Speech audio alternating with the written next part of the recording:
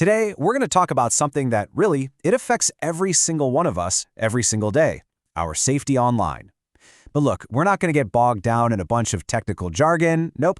Instead, we're going to build a simple but really powerful set of habits to protect your digital life. You can just think of it as good digital hygiene. So let's dive in. Okay, so here's the game plan.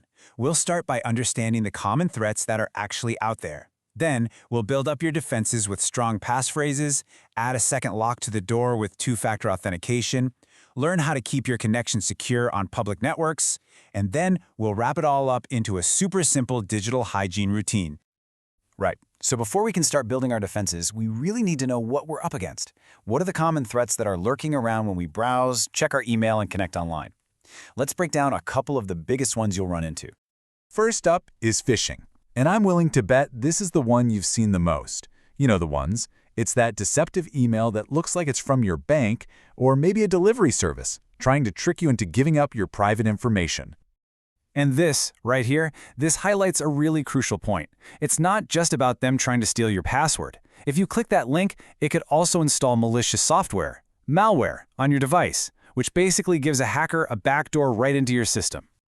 Okay, next on the list is something called the man-in-the-middle attack. So imagine you're having a private conversation, but someone is secretly listening in to every word.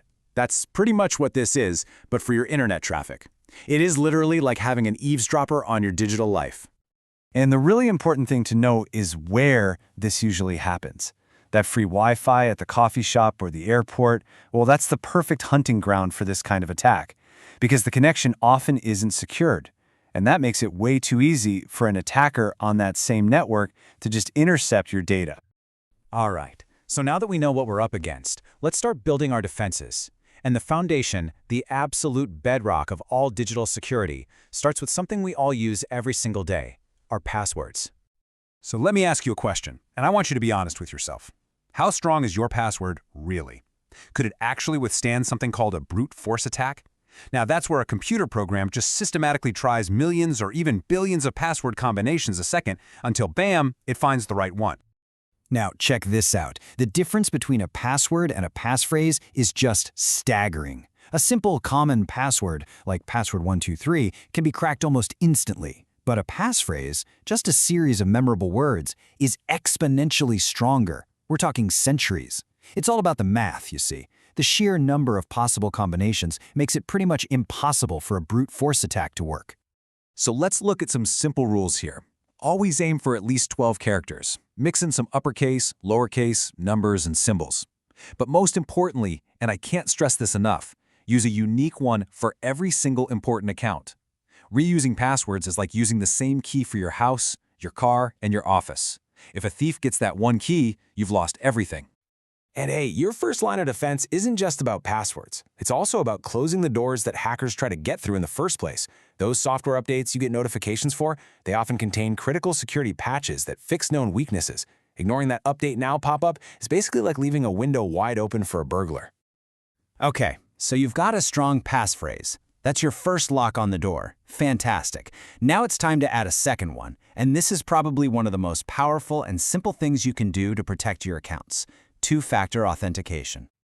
So what is two-factor authentication, or 2FA? Well, it just means that even if a hacker somehow steals your password, they still can't get in. Why? Because they don't have the second piece of the puzzle, which is usually something only you have, like your phone.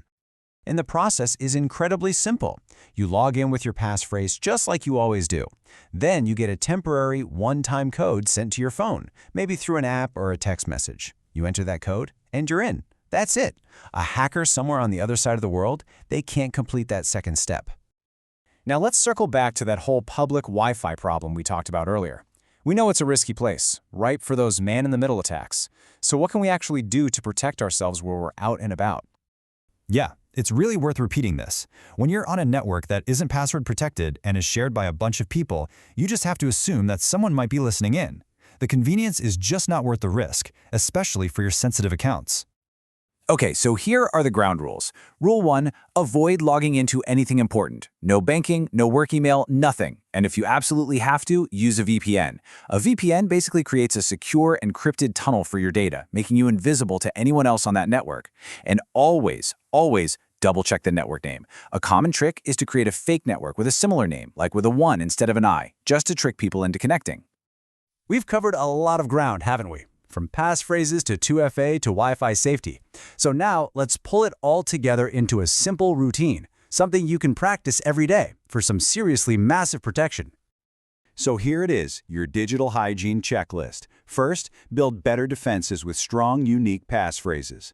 Second, add that second lock by turning on 2FA everywhere you possibly can. Third, keep your software up to date. Fourth, browse safely, especially on public networks. And finally, the absolute golden rule of phishing defense. Always, always think before you click. And that really brings us to the end. These steps, they aren't complicated, but they make a world of difference in protecting your digital life. So the real question isn't just about what you learned today, but what you're actually going to do with it. What is the one habit from this explainer that you're going to start practicing today?